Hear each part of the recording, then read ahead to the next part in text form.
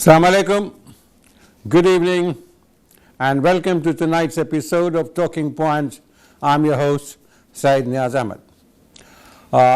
At the very outset, I would like to remind you that today marks the beginning of the 10 years of continuous telecast of your favorite program, Talking Point, on NTV Europe, Sky 780.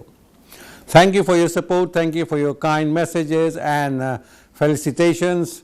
We are here to serve you, we are here to serve the community and beyond. Thank you. Our guest today is Inayatuddin Muhammad Kaisar Khan. He is a businessman, and we are going to talk about the ready-made garments of Bangladesh and how COVID has impacted on it, and how the very agile, very smart, very expert industrialists of Bangladesh are handling the situation. Mr. Inayatuddin, hello, are you there? Yeah, I'm there. Yes, sir. Now, pandemic has impacted on many of these things. It has impacted on our life pattern, habits, norms, even sleeping pattern in many countries. But most important impact of COVID has been on the economy of the world.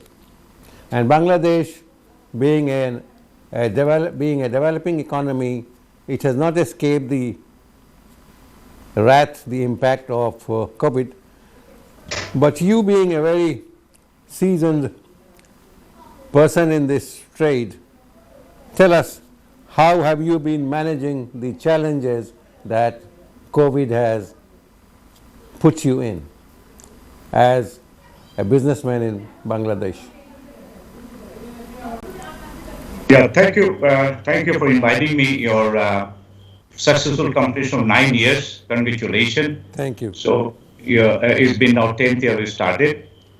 Well, it's been a difficult time for all of us, and we being living in a developing country, the hardship is even more severe.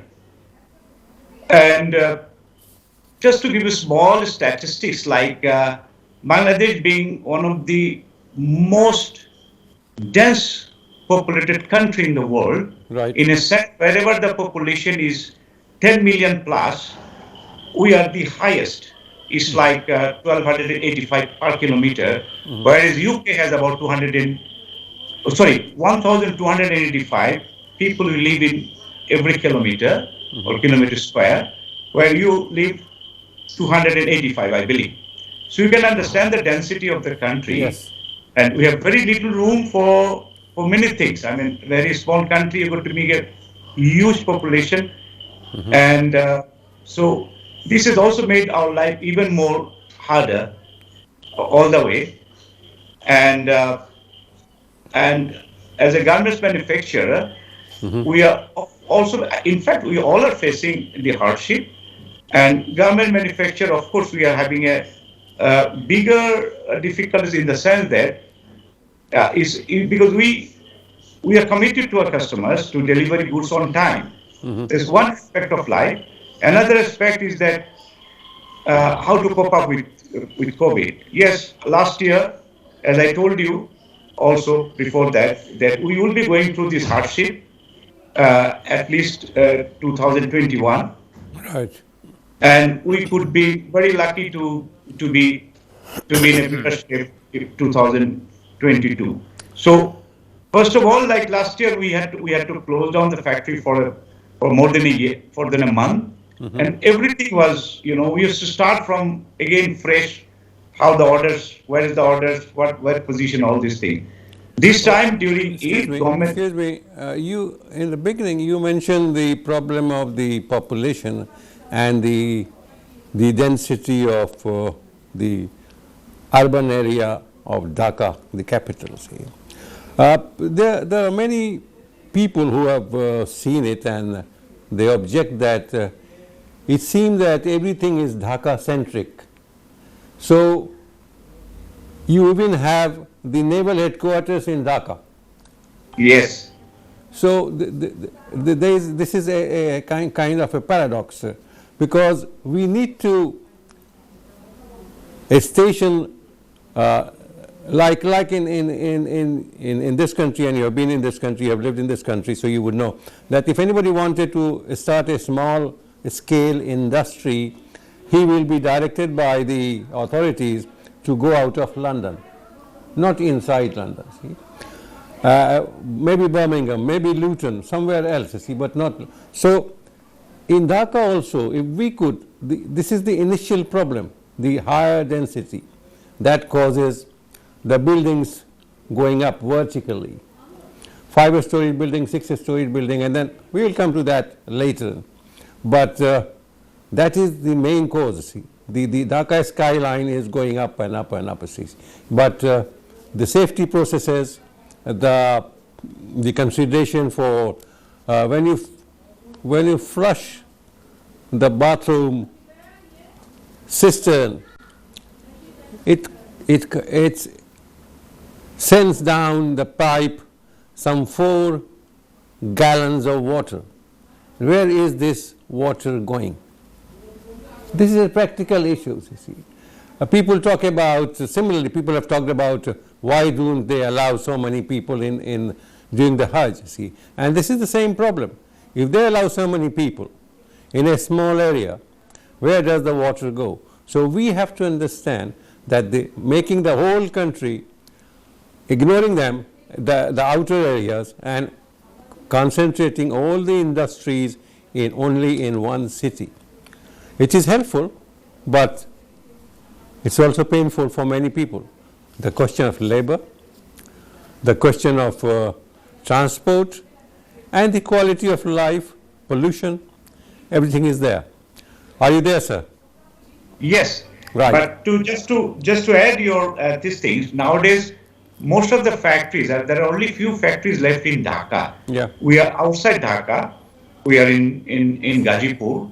Yeah. We are in Ashulia. That is almost Dhaka, isn't it? Because Dhaka is growing. Yeah, in a way, but that Dhaka and that Dhaka is little different because we have a very little space anyway. We cannot go to the village, and because our infrastructure don't allow that, and we cannot also touch I mean, for the land for the agriculture. We have to keep the land for the agriculture because it's a huge population to meet, and we need a huge land also for the food grain. Right. So we have difficulties in all the way. It's not very easy to plan out. And you're very right. That is the reason we have to go for high-rise building, which has also caused a lot of accidents, which is of course been controlled nowadays because we have taken a lot of precautions. We are taking a lot of precautions, lot of renovation, lot of activities has gone to improve the quality of the factory, quality of the life of the workers. Everything has improved, but still there's a lot to be done. So like this time, just let me give you a small picture. During Eid, government declared lockdown. Right. And huge number of people started going back to the village. Yeah. And everything, the blame came to us. Actually, our workers going to the village was about 20 lakhs, 2 million. But the total people got out of Dhaka city was 10 million people. And then again they started coming back because we cannot. Because sometimes we've been misjudged. We cannot control the life of the workers. Today, you don't have that kind of luxury that you can dictate no, you cannot go. It is their freedom. It is their choice to go or not to go. We can only advise. So they came back, and this has also made a lot of criticism that has been where more and more people would get infected. But till today, if we look into the infection, of course it has not gone to a places. It was more or less the same. It went up to 30. Now today I can see it has come down to 24%. Death has gone from 100 to 200. from 200 to it has gone to 250. But again, I mean, what choices we have? But if you compare to the whole population, number of people we have, compared to that, is still, I would say, our condition is still, I mean, much better compared to many, many other countries. That's what I figure out. That's the way I look into this. That's right, yes. But don't you think that these lockdowns have been kind of like up and down? You see, sometimes it was not clear, and once I remember that right midway through the lockdown, the workers, I do not know how, but it was the rumor spread that the factories are reopening, so it was a one-way traffic, they were going and then they started coming back. See, this created problems for the workers, not for the owners of the companies, not for the administrators, but with the poor workers who would be producing things for you and bringing money to the country. No doubt about it, but actually, as I was telling you, we have no control on there. Yeah, there has been a lot of miscommunication, there's no doubt about it. And this exceptional time, on this pandemic time, you do expect certain miscommunication. You don't expect things to go very regular way. But if you say that no, we are all victim of the circumstances. I myself got infected. My whole family got infected. Of all our 4 directors, 3 of the directors' family got infected. Compared to that, our middle management did not get that much of infection. Our workers not been infected.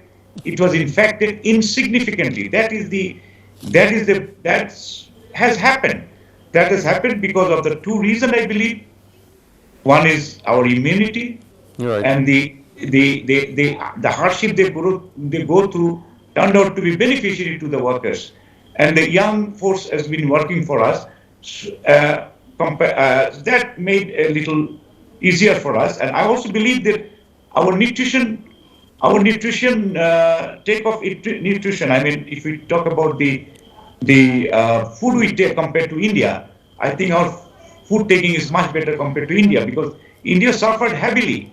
I mean, the way they suffered was, I was really surprised. I mean, compared to all these things, we suffered very little. And in our factory, our infection is less than 1%. I mean, that's a kind of miracle. I mean, I don't want to take a credit on that, but it happened.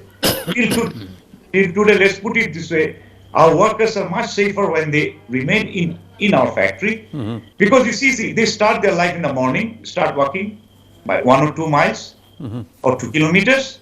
That gives them only more fit. They work in a very safer environment, and then they go back, and also one homogeneous environment. Then they go back to home, and they have very little time to roam around. So that probably helped the whole situation, I mean, for our worker not to get infected compared to how the people are getting infected. There are so many problems that I would like you to explain, but one of the problems that you just mentioned, how many hours do they work, these workers? How many hours do they work every day? 8 hours. 8 hours. And what is the average wages that you would give them for per hour or per day? Okay. Our monthly is now around $100. $100. Is it average? I mean, there must be a skilled labor, unskilled labor, highly skilled labor. No, this is not average. This is the minimum. This is the minimum. We do not have any child labor in the factory, which we eradicate. We completely banned child labor at least 10, 15 years back. So these young forces, that's the minimum wage I'm talking about. Okay, sir. We need to take a break here. And when we come back, we will go back and try to find out what is the age of a child labor to call him a child labor. Okay, thank you. Thank you. Dear viewers, don't go away. We'll be back soon after this very short break. Thank you.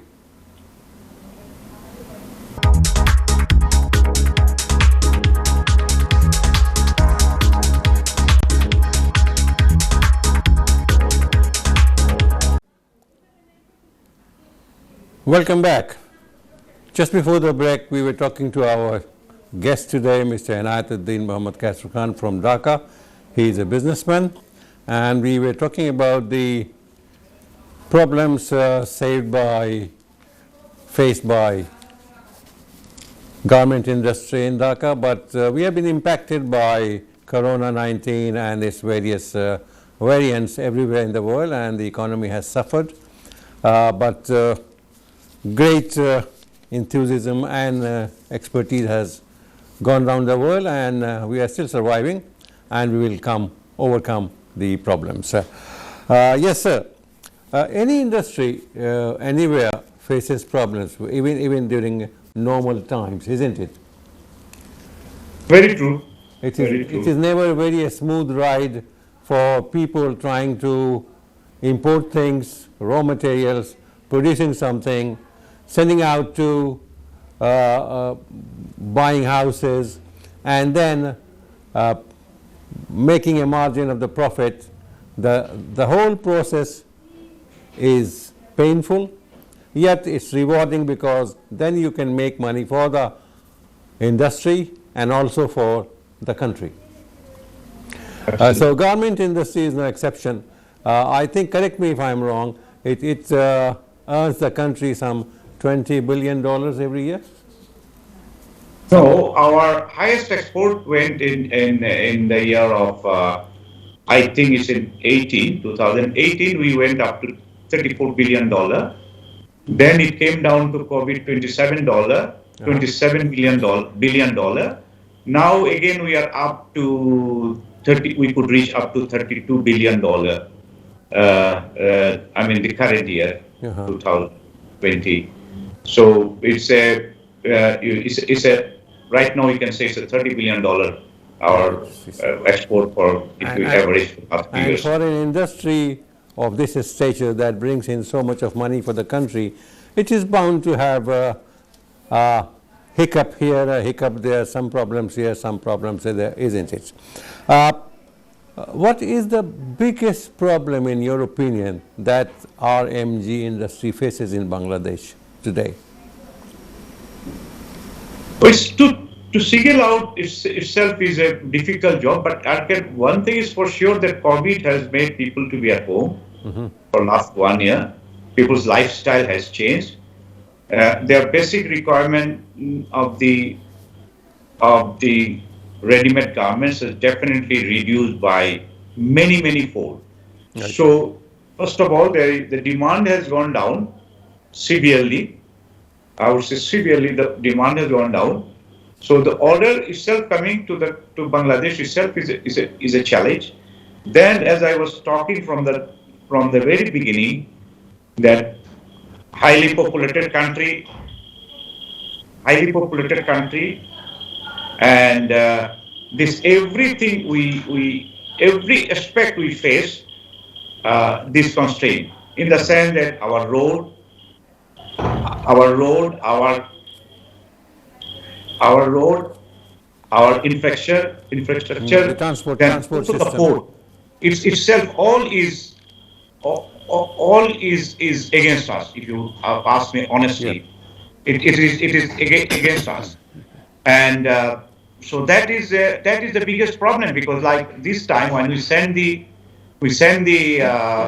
goods to Chittagong, our trucks were waiting for days together just to offload, give it to the forwarder, then forwarder give it to the shipping line. So we lost a lot of time, and today time is one thing. We do not have much when you come to export business. You are always under pressure with the time. Then again, when you bring back... Here, I would like to ask you one question, Mr. Inayat. This delay in offloading, is it because of the sheer load of the traffic, or is it because of some sort of inefficiency, the lack of machines that can, or cranes that can pick up things from the trucks or the containers? Yeah, it's everything together. First of all, if you start first of all, you have to think that we needed 8 lane, we have 4 lane, Dhaka Chittagong Road. Right. That is first constraint. Then you go to the port, like our capacity should be what we have. It's supposed to be whatever the size right now we have. We're supposed to have double of the size. So those constraints together only makes us to lose money, and money. And this also makes us to compete with other countries. And when also the goods coming, they are also, because in the COVID time, also I would say the port workers were doing excellent. It's not that only our government workers were working. It's somewhere also people made a wrong picture that only the government workers working. No, our agriculture was under no circumstances was under lockdown. It was people are always working on the agriculture field. That's why we got our food.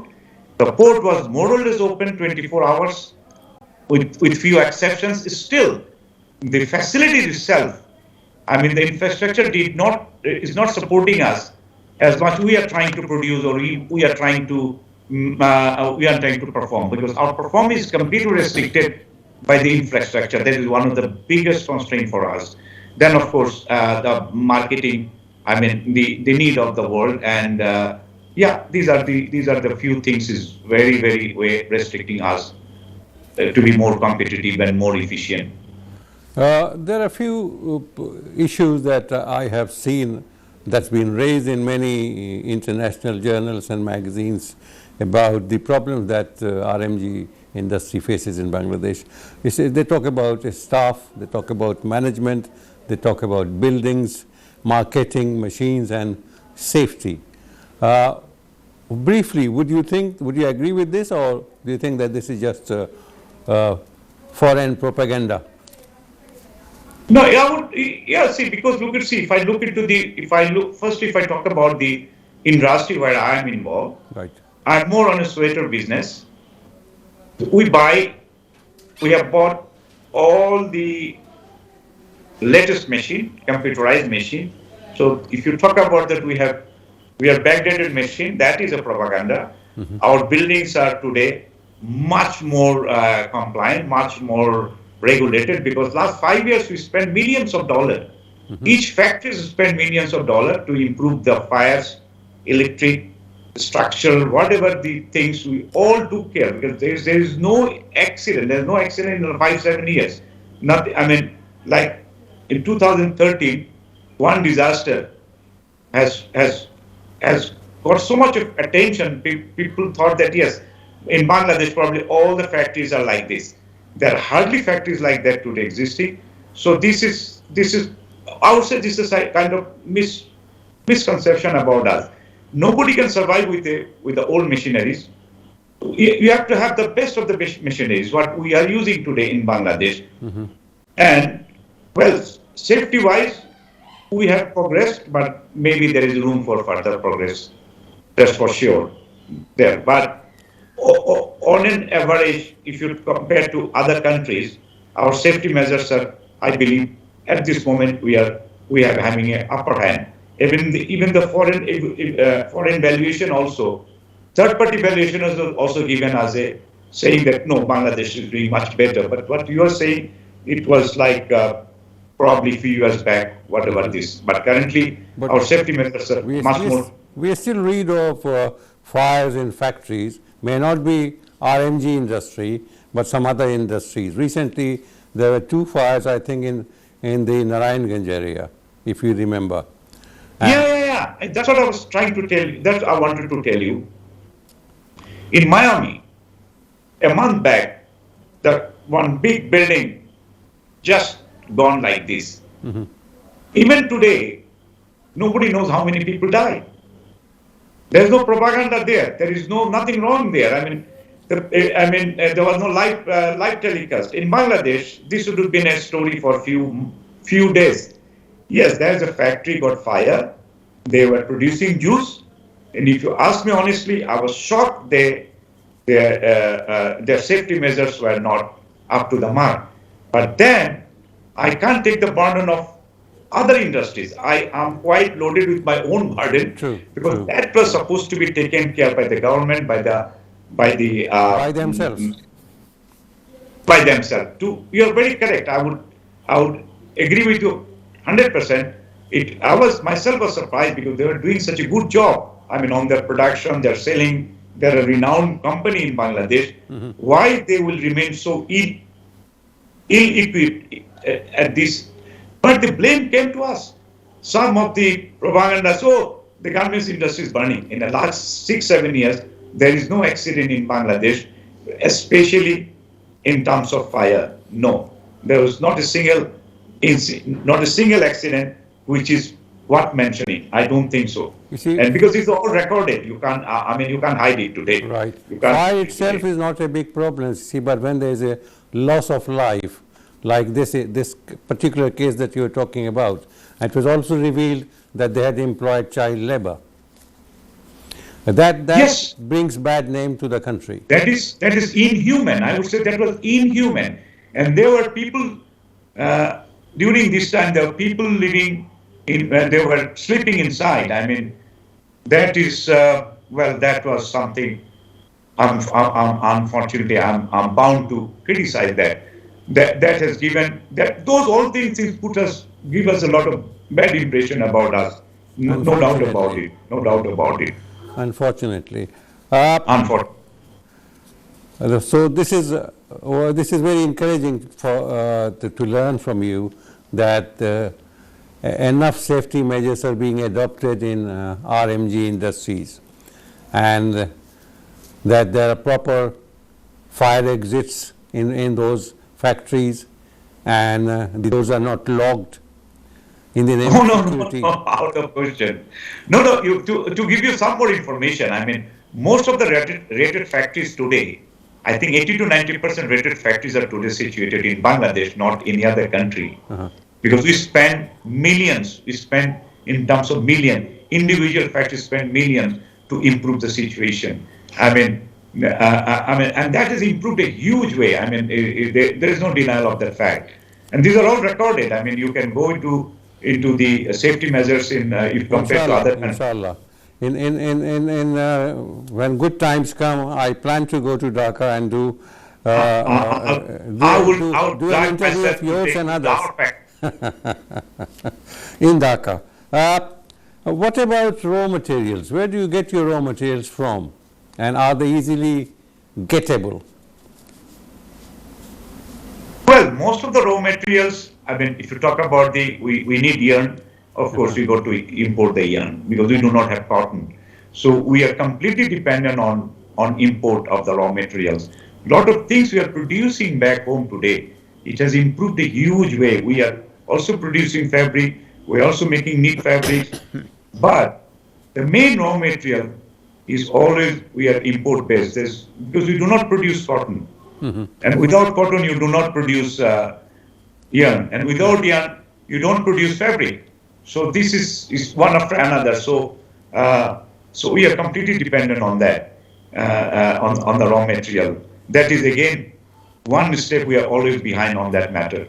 But still we are managing. That's the best part of it, because today, let me put it in this way, there are many other industries today doing in Bangladesh fantastic. Our electric generation has been doing very well. Our ceramic industries, our pharmaceutical industries, combining all those industries did not make up what the garment industry is doing in terms of the employment. Unfortunately, we are the least profitable companies today. But the other, whatever I mentioned about that, the electric generation, pharmaceuticals, ceramics, cement, they're all doing very well. Yes. But still they are not generating enough employment to take over the garments industries. So we are still depending on the basic stitching, which gives you huge number of employment. Right, sir. We will need to take a break here, and when we come back, I'm definitely interested in the pharmaceutical industry and the lack of or the unavailability of vaccines in the country. Thank you. Thank you. Don't go away. We'll be back soon, dear viewers.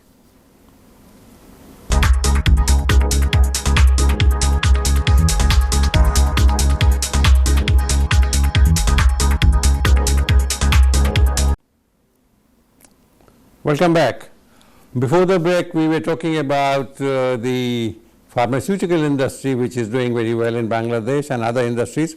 My point is that despite the success of the pharmaceutical industries, we have recently we have had some problems in procuring the vaccines for corona.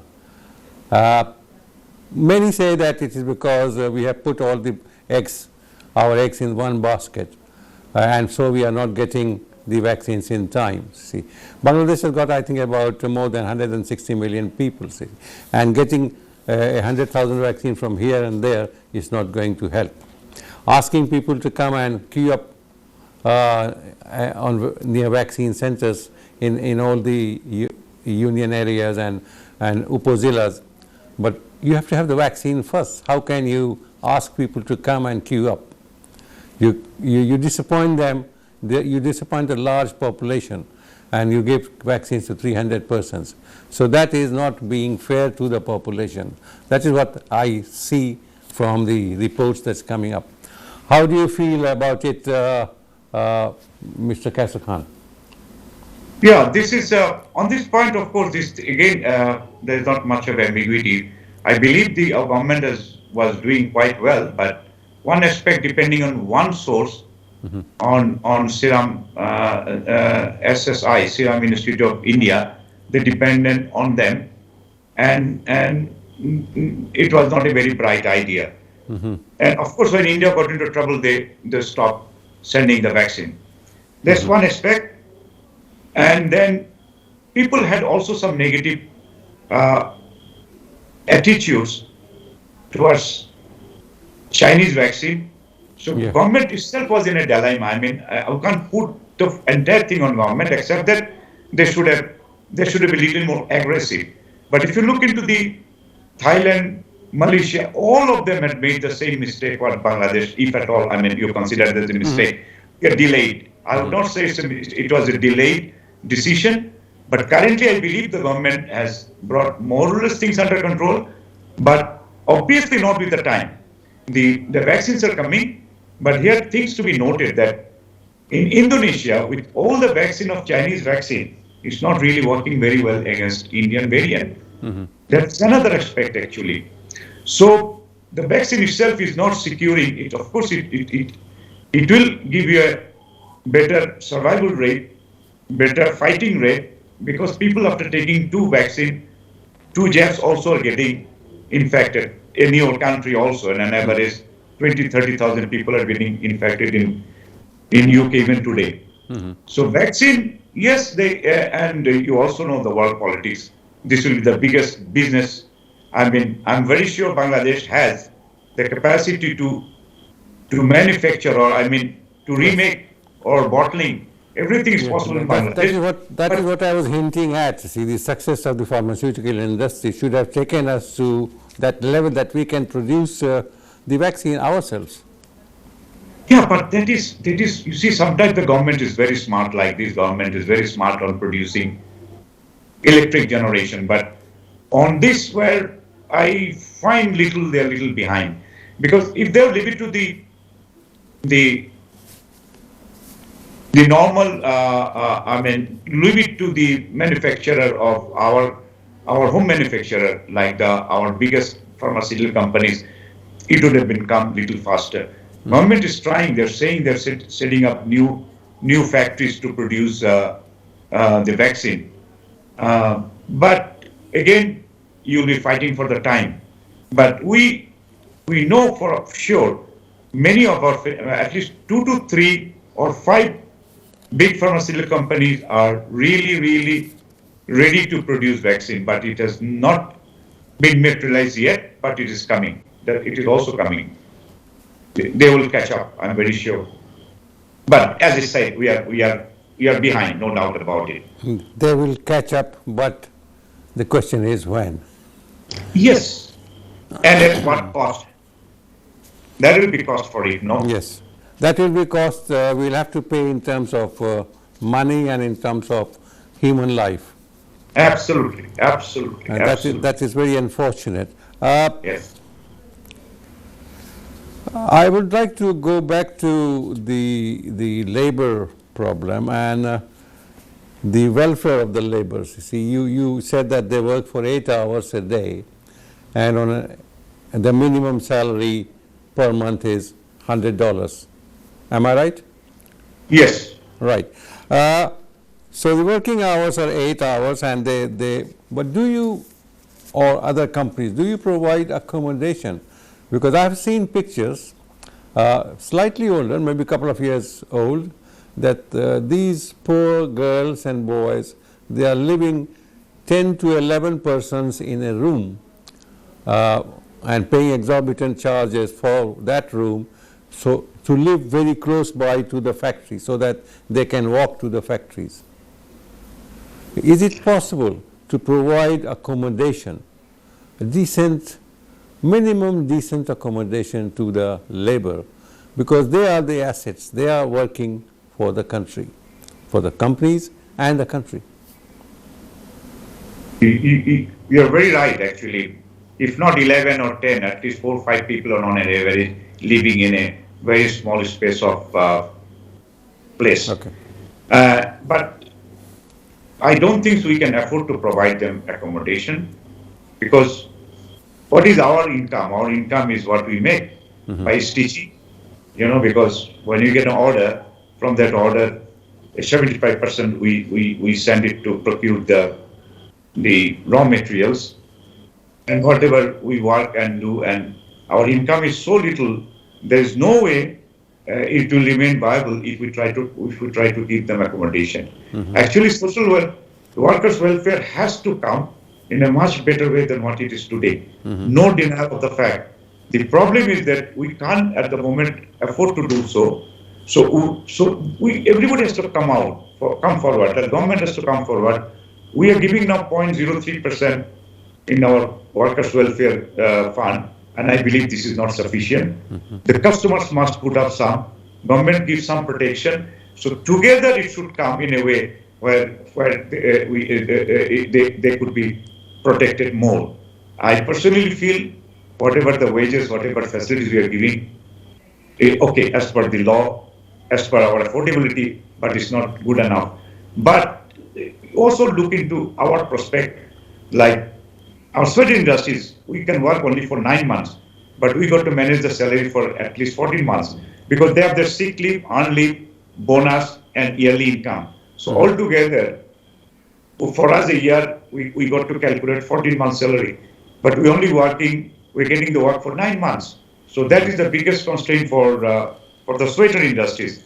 Other industries also, nobody is working like 12 months, day and night. So everybody is working, say somebody 10 months, somebody 11 months, but everybody has to manage 14 months of salary. And that's not easy today. And every year, no matter what happens, we have to give 5% raise. Like when the cotton price goes up, we start suffering, because you yourself said we do not have any raw material back home. So we ourselves go as much as hassle as the worker. Okay, the hassle itself or living condition could be different, but if you talk about the constraint and the productivity. Pardon? And the productivity. Productivity also, we are not as good as if we think of Vietnam, we think of other countries, we are also behind that. But the still, probably the proper environment, I mean, with the time maybe we can improve productivity, but that productivity has also limitation, no? I mean, you can't expect to make it 100% efficient people, no, that doesn't come. And with all the sick leave, earned leave, they do deserve. So by productivity itself, you can't make up many things. You can make up partly, but not fully. And the price has gone down so much in the international market. Okay, sir. Right now, I would like to go to watch a video. I would like you to watch that video too. Maybe you are there.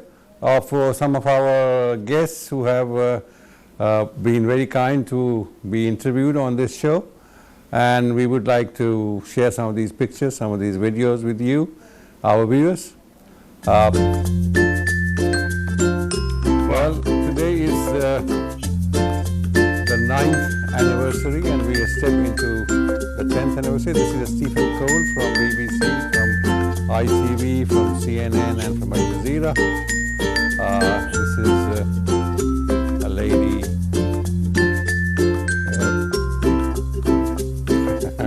over 10 years. This is, I think, Mahmoud Hassan, MBE. This is Kwai Win from the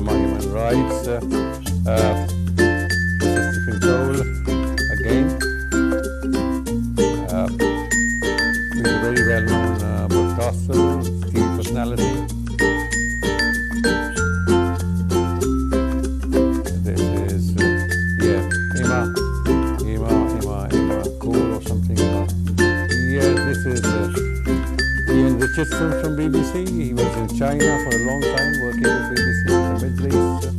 He was, and this is H.N. Ashiqur Rahman MP, the chairman of Meghna Group, Meghna Bank. This is Lord Tariq Ahmed, Minister in Conservative Cabinet. Over the years, this is a singer. We have had all kinds of guests. This is singer Marina Ahmed Alam, the classical singer from Bangladesh. This is the well-known journalist Shafiq Rahman and his wife Radia Rahman on last year's Valentine's Day. This is Mark Siegel. Dr. Mark Siegel is an advisor to Joe Biden. We got this opportunity to interview him just before the US presidential election last year. This is our Foreign Minister of Bangladesh, Dr. Abdul Momen, who was kind enough to visit our studios. This is our MP Stephen Timms from the Labour Party.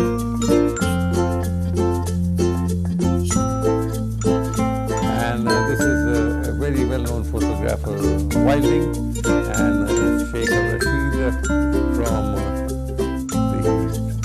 trust that organized an exhibition at the Francesca Marchese, an Italian journalist based in London. He's been on the show several times. And this is Amrita Wilson,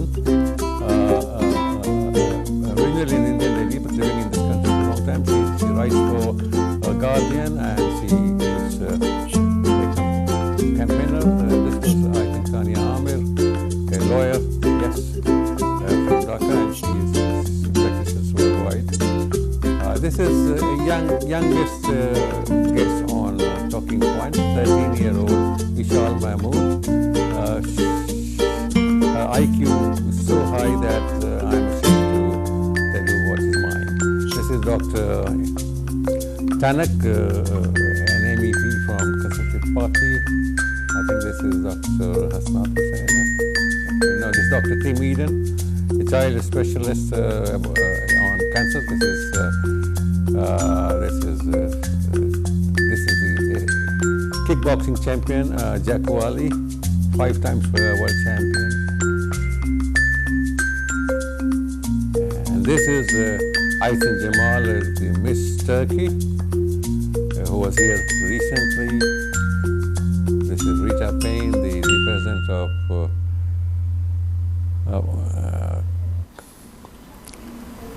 okay, sir.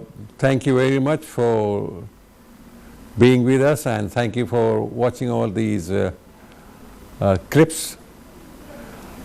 Thank you, Mr. Anatuddin, for being with us today, and we have enjoyed the show as much as we have. And inshallah, next time we'll meet again, and on my next trip to Dhaka, we will definitely do a program on the RMG. Thank you very much for inviting me, and also it's my pleasure to be with you all. And inshallah, next time if you come to Dhaka, I'll myself take you to the RMG factories to give you better ideas about us. And yeah, I get the right idea, not the wrong ideas. That most